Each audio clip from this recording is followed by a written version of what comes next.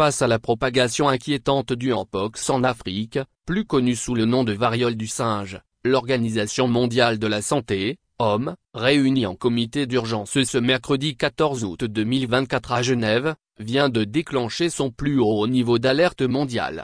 Selon les données publiées par l'Agence de santé Africa CDC, dirigée par le Dr Jean Kaseya, le virus du mpox connaît actuellement une propagation en hausse de 160% par an ces 2 dernières années. Le pays le plus touché reste la RDC avec plus de 14 000 cas détectés depuis le début de l'année, notamment le Nord Kivu où les déplacements provoqués par le conflit entre le M23 et l'armée congolaise favorisent les contacts entre les populations. Mais il y a également les populations de l'Ouganda, le Burundi et le Rwanda qui sont de plus en plus touchés. Le déclenchement de l'alerte d'urgence sanitaire mondiale de l'OMS fait suite au constat de la présence du virus dans au moins 16 pays d'Afrique avec une souche plus virulente. Le mpox, variole M, est une maladie de la peau déclenchée par un virus de la famille des poxvirides. Il s'agit d'une zoonose transmissible de l'animal à l'être humain ou entre êtres humains par des sécrétions, cutanées, respiratoires et sexuelles, et qui se manifeste par des symptômes similaires à celles de la variole comme une éruption pustuleuse, une fièvre et des symptômes respiratoires.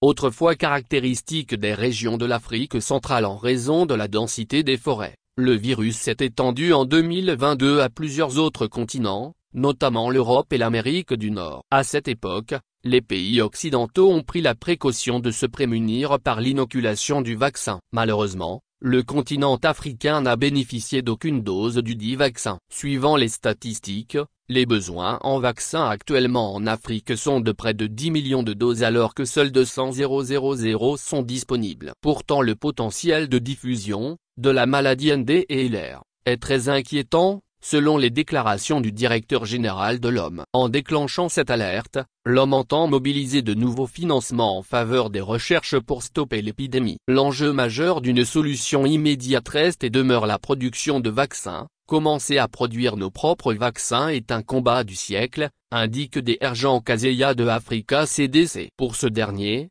ce serait la deuxième indépendance de l'Afrique. Mais avant d'arriver à ce stade, il est vivement recommandé aux populations d'adopter les mesures idoines afin d'éviter les contaminations massives. Il s'agit principalement d'éviter de rentrer en contact avec les animaux sauvages ou encore d'éviter de rentrer en contact avec les sécrétions d'un malade ou d'un animal infecté.